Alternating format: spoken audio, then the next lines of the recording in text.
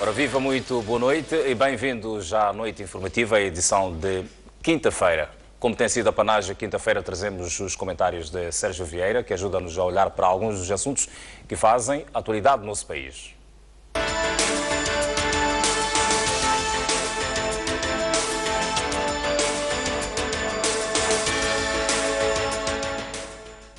Pois bem, passo, portanto, a saudar Sérgio Vieira. Muito boa noite.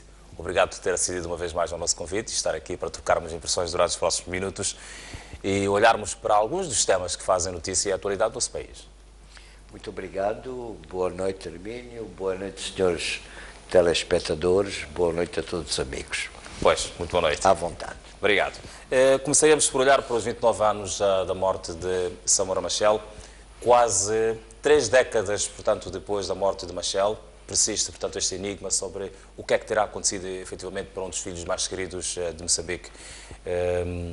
A pergunta que lhe posso colocar é, o legado de Machel continua vivo? Posso dizer que o legado de Machel, a essência do legado de Mondlane, de Machel, estão presentes nos moçambicanos. E 3 décadas, quase, após o assassinato, e o termo, uso deliberadamente o termo assassinato de Samora Machel, ainda estamos à espera de respostas. Eu gostaria de pegar alguns assuntos. Há muitos anos atrás, era comandante-geral da polícia, o general Ian Coetzee, que pretendia-se um intelectual. E um intelectual não estúpido. E ele conta-me vários episódios, e ao longo da vida e da relação que tive com ele, contou-me diversos episódios. Quando cai Ian Smith, foram perguntar a ele, Coetzee, se queria receber os homens que estavam, os bandidos armados. Segundo me contou Coetzee, a frase foi: "If you are looking for people stupid enough to do that", se estão à procura de pessoas suficientemente estúpidas para o fazer, vão ter com as Forças Armadas. Nós, antes do assassinato de Samora Machel, tivemos muitas cenas. Houve uma tentativa de um carro-bomba no Hotel Polana, que a tempo e horas os nossos serviços de segurança detectaram e neutralizaram. Houve a tentativa de assassinato do coronel Ali Mahfoud, tanzaniano, que vivia em Moçambique, Angola, e que a residência dele é mais ou menos ali na Jules Nyerere, perto de onde está hoje o BCI e a embaixada, se não me engano, nos países nórdicos. Acontece que os assassinos se enganaram no endereço e subiram para o prédio da TVN. Chegaram a um andar, berraram lá de cima, mas aqui não é o Ali Mahfoud, é engano. Responde-lhes o chefe cá de baixo: mata-os à mesma. Kill them anyway. Tivemos a carta-bomba que matou a Ruth First, no Centro de Estudos Africanos, e feriu aqui no Bragança. Tivemos a bomba contra o professor Albi Sachs, que ficou com um braço decepado, e, se não me engano, hoje é juiz do Tribunal Constitucional na África do Sul. Tivemos raids na Matola. Ainda há pouco tempo o presidente Zuma esteve cá para fazer um monumento às vítimas e, pouco depois, a Força Aérea veio bombardear a creche da Somopal e a casa de um amigo que já faleceu, o Morgadinho. E disseram que tinham destruído bases de mísseis. Pessoalmente, eu levei os embaixadores a visitar a creche onde ainda estavam os corpos das crianças e a casa do Morgadinho. e o próprio embaixador britânico desmentiu perante as câmaras de televisão, da rádio e dos jornalistas que aquilo tivesse sido alguma vez uma base de mísseis, numa creche.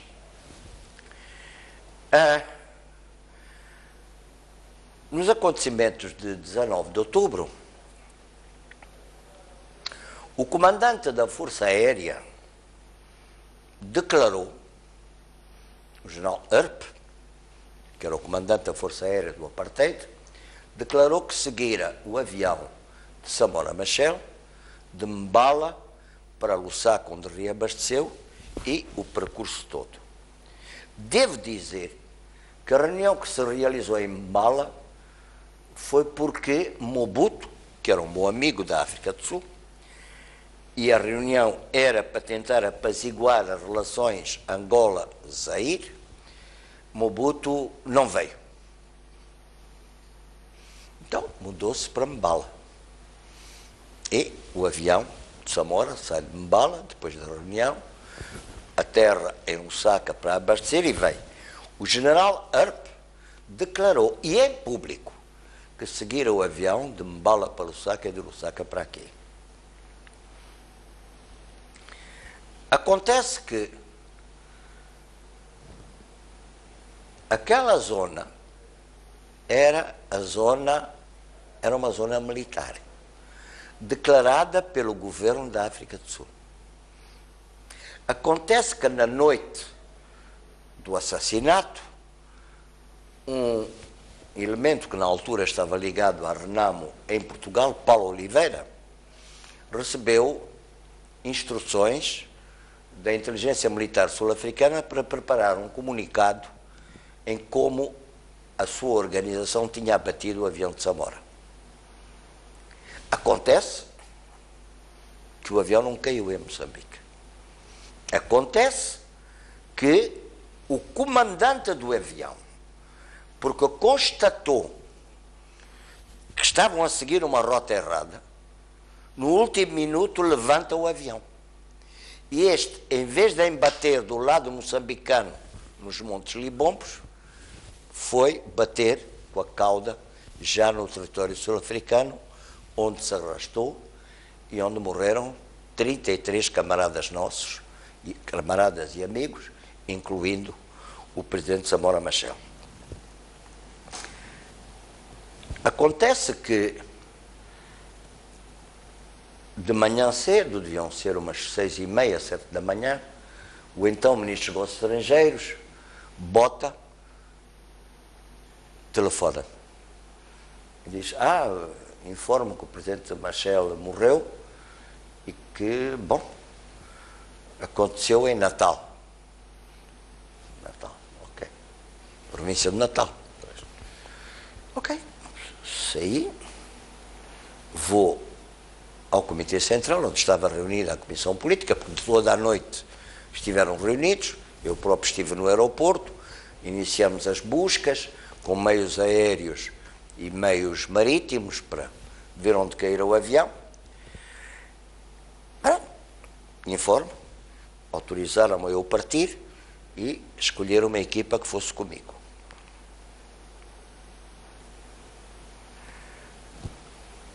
Antes de eu partir, telefono para o ministro Bota. Digo, lá, Natal aonde? Ele diz, não é Natal, é Transvaal. Olha, vai para Comati, vamos nos encontrar lá. Bom, descolei. Tínhamos um Antonov e tínhamos alguns helicópteros. E fomos aterrar em Comati, onde hoje já não é uma pista, estacionam lá caminhões para... Bom. Fiquei à espera. Encontrei um polícia ali que não sabia de nada. Se eu estivesse a invadir, tinha invadido. E, passado umas 2 horas, chega o general Coetzee, que era o comandante da Força Aérea, comandante-geral da Polícia. Estava comigo o ministro Rui Lousã, o ministro Fernando Vaz, o chefe de Estado-Maior da Força Aérea, o João Onuana, e outros colegas e camaradas, estava o Carlos Cardoso, estava o Coquenam, estavam jornalistas e outras pessoas. E, diante de testemunhas, não foi à parte, diante de testemunhas, o general Coetzee volta-se para mim e diz: "You have to look for some device over there." E aponta para a zona de Buzim. Tem que procurar um aparelho naquela zona. Continuamos à espera do ministro Bota. Ele chegou perto do meio-dia, 11 horas, meio-dia. Eu tinha chegado lá, eram 7, 8 da manhã.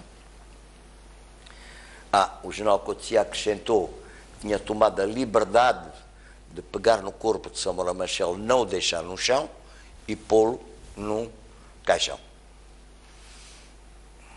Chegamos, encontramos 2 sobreviventes, outros estavam feridos, evacuámos os feridos, uns para Moçambique e outros para um hospital na África do Sul, em Komati-Port.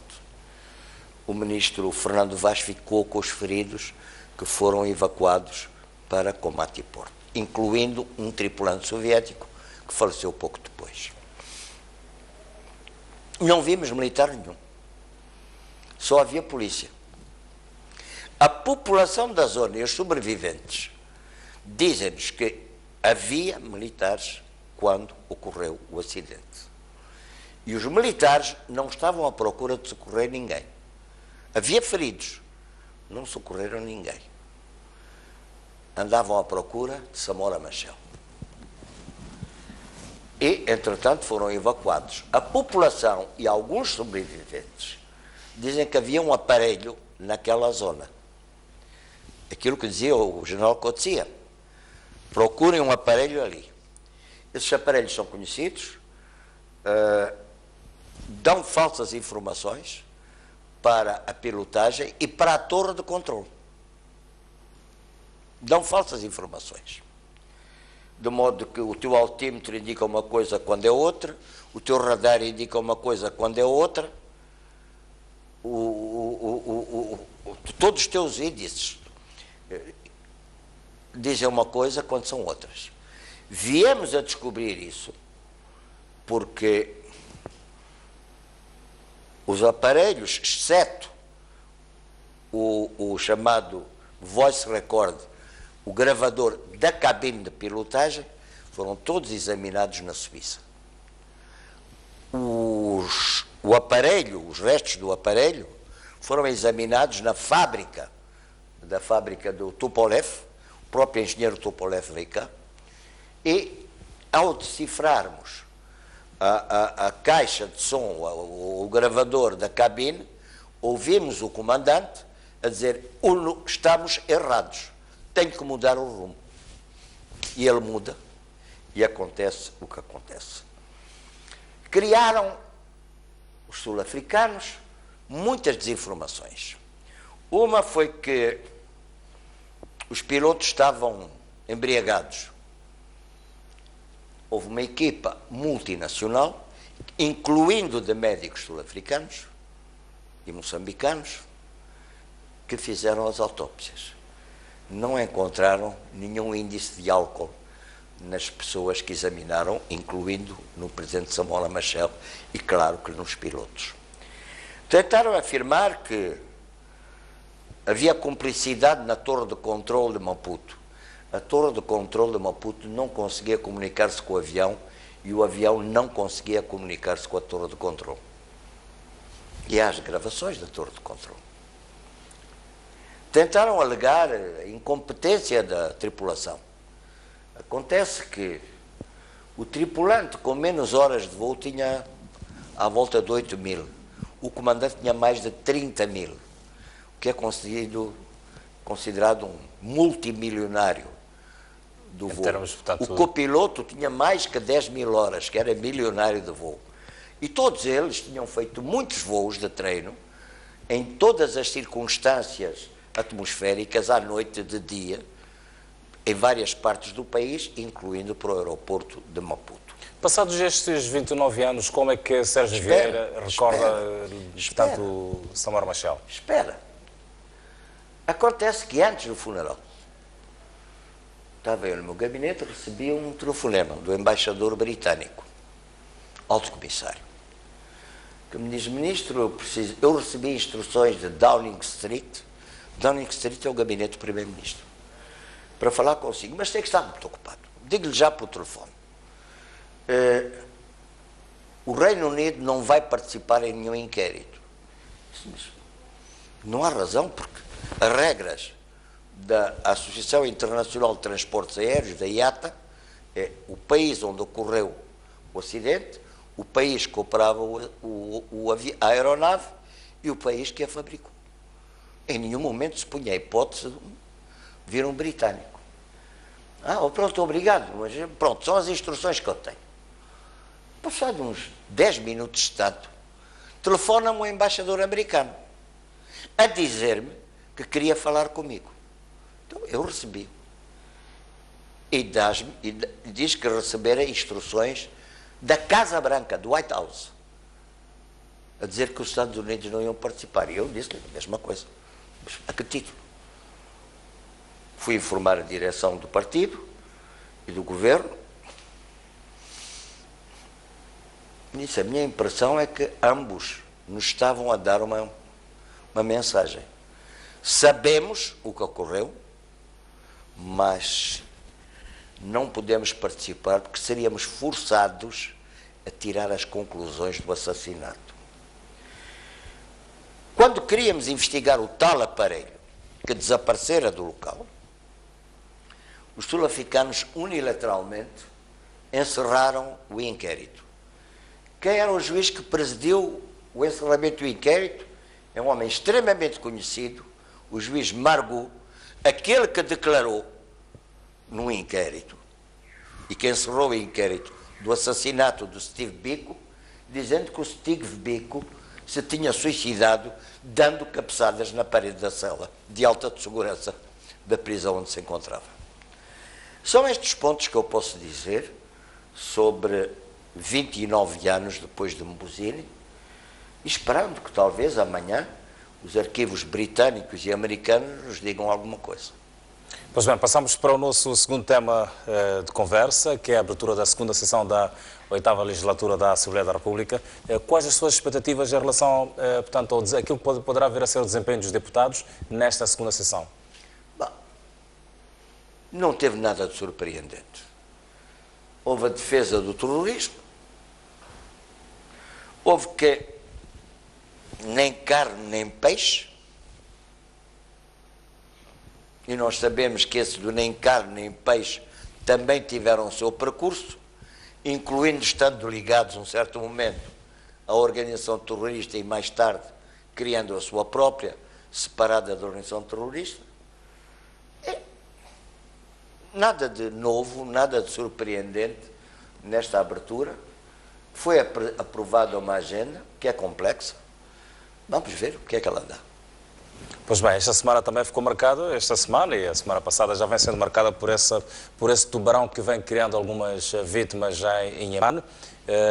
Portanto, e também por essa ação dos pescadores, agentes marítimos e por aí além, portanto, de caçar o animal para tentar travar aquilo que de negativo tem estado a acontecer.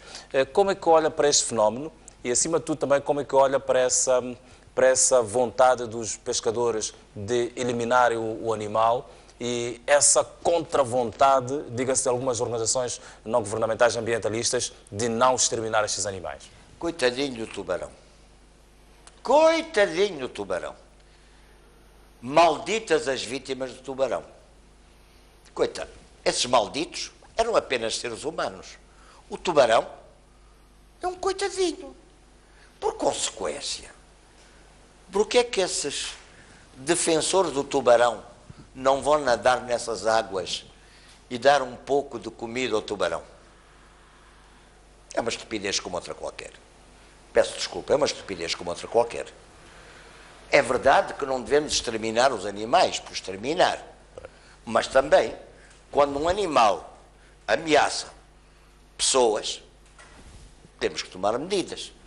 Se eu tenho o meu gado e há leões que vêm atacar o meu curral, eu tenho que tomar medidas. Em toda a parte do mundo faz isso. Porquê é que matam os lobos que tentam atacar os corrais na Europa e nos Estados Unidos? Porquê é que aqui a população se procura defender de um leão assassino? E por que não defendermos de um tubarão assassino? Ou de tubarões, pode ser um, podem ser dois, não sei, não tenho a mínima ideia. Ninguém tem. Se foi o mesmo tubarão que atacou as várias vítimas. Mas coitadinhos dos tubarões. E malditas as vítimas. Não, vamos ser racionais, não é? Tenhamos um pouco de racionalidade, tenhamos respeito pela pessoa humana e pela dignidade da pessoa humana. E entre uma pessoa humana e um tubarão, eu ainda estou do lado das pessoas, não estou do lado do tubarão. Entre o gado do pobre criador e o leão que vem atacar, ou o leopardo que vem atacar, ainda estou do lado do criador. Pois, eu gostava de ouvir também a sua opinião relativamente à visita do chefe de Estado à África do Sul. Em menos de um ano, pelo menos 3 vezes já se encontraram os estadistas de Moçambique e da África do Sul, e desta vez, portanto, o Presidente da República leva na sua bagagem a questão da energia. O que é que espera que se discuta, ou como é que espera que se discuta esta questão da energia, a que níveis, acima de tudo, que sejam favoráveis para Moçambique? Bom, trata-se de uma visita de Estado. Não é uma visita normal de trabalho, é uma visita de Estado que tem outras regras, tem outros protocolos. E que a África do Sul é importante. Nós somos parte da defesa do Império Colonial. Caetano fez um acordo em que tinha uma linha para Maputo. Não é de cá que vai para lá, é de lá que vai para cá. E era o acordo que a Sul está carente de energia. E nós temos capacidades de produzir energia. A hidroelétrica de Cabora Bassa, ao sul do país, sem passar por território estrangeiro. Mas também o Zimbábue, a África, o Malawi, Tanzânia, Quênia, são carentes de energia. E nós podemos fornecer energia. A própria Zâmbia e Zimbábue, embora Caribe, estão com problemas e neste momento está-se a falar que há perigo na barragem de Caribe. Se houver algum desastre na barragem de Caribe, seremos profundamente atingidos. A parede de água que avançará, não sei se Cabora Bassa pode aguentar o choque. Não sei o que pode acontecer no Vale do Zambeze, na própria cidade de Tete, Moatize, não sei. De modo que há toda a urgência e toda a necessidade de prevenirmos essa brutal calamidade natural. Segunda questão que eu penso que é muito importante, e com certeza eu creio que os presidentes falarão disso, tem a ver com o chauvinismo e a perseguição que houve contra moçambicanos e outros estrangeiros. As questões da África do Sul nunca foram resolvidas. Houve aquele período do presidente Mandela em que ele serviu de para-choque entre as comunidades, mas estão a eclodir as contradições. Contradições raciais começam por se manifestar contra estrangeiros, mas também já há choques entre as comunidades negras sul-africanas. O tribalismo, as lutas pelo poder, tudo isso joga. Há uma coisa que eu gostaria que talvez os presidentes pudessem tocar. Não sei se ainda existe alguma documentação ou se ela foi destruída sobre Mbuzini. Tenho quase a certeza que os senhores do apartheid, antes de entregarem a chave da porta, destruíram tudo o que os podia incriminar. Mas de toda a maneira, o apartheid cometeu crimes hediondos, crimes que não prescrevem perante as convenções de Genebra, as leis internacionais, mas de memória de homem, nunca o Tribunal Penal Internacional pegou nos crimes do colonialismo ou do apartheid. O Tribunal Penal Internacional julga pretos, o Tribunal Penal Internacional julga os brancos desde que sejam sérvios. Fora disso, não pode julgar mais ninguém. E assistimos hoje às tragédias que estão a ocorrer no Médio Oriente e a caricaturas. Os criadores do Al-Qaeda tornaram-se vítimas do Al-Qaeda. Os criadores do Exército Islâmico tornaram-se vítimas do Estado Islâmico criado pelo Exército Islâmico. E, ultimamente, isto dá para rir ou para chorar, não sei, quiseram criar uma terceira força que combatesse o Estado Islâmico e o regime de Assad. E essa tal terceira força entregou as armas aos fundamentalistas. Bom, são as lógicas de quem não estuda os problemas e que pensa que, porque é poderoso, pode fazer o que lhe bem lhe apetecer. Pois bem, em 3 minutos, vou-lhe pedir, melhor, 3 minutos, 2 minutos, vou-lhe pedir que faça um comentário relativamente à afirmação dos empresários moçambicanos que pretendem uma maior afirmação no campo empresarial sul-africano, na África do Sul, e que encontram, portanto, algumas barreiras devido a esse black empowerment que, mesmo na África do Sul, portanto, cria, portanto, algumas dificuldades para a afirmação dos empresários locais. Como é que se pode alcançar essa afirmação do empresariado nacional na África do Sul? Eu penso que o nosso empresariado deveria pensar nas oportunidades que está a perder dentro do próprio país. O têxtil está parado. A Mabor, que tinha uma reputação mundial e recebeu prémios em toda a parte do mundo, está parada. A Cometal, Mometal, que fabricava vagões de caminhos de ferro, está parada. O nosso empresariado, antes de ir procurar na África do Sul, deveria procurar em Moçambique. Primeiro em casa, depois fora de casa. E deixem o Black Empowerment em paz. Tratem do Mozambican Empowerment, de empoderar os moçambicanos. Tratem de olhar para Moçambique. Isso é o que eu queria. E desejava, e é o meu voto. Eu quero agradecer a sua presença aqui e os seus comentários, portanto, nesta noite de quinta-feira, bastante frutíferos. Pena que o tempo, de facto, muitas das vezes não joga a nosso favor, senão ficávamos aqui uma temporada. Foi assim que estivemos a olhar, portanto, para os comentários de Sérgio Vieira nesta abertura da Noite Informativa.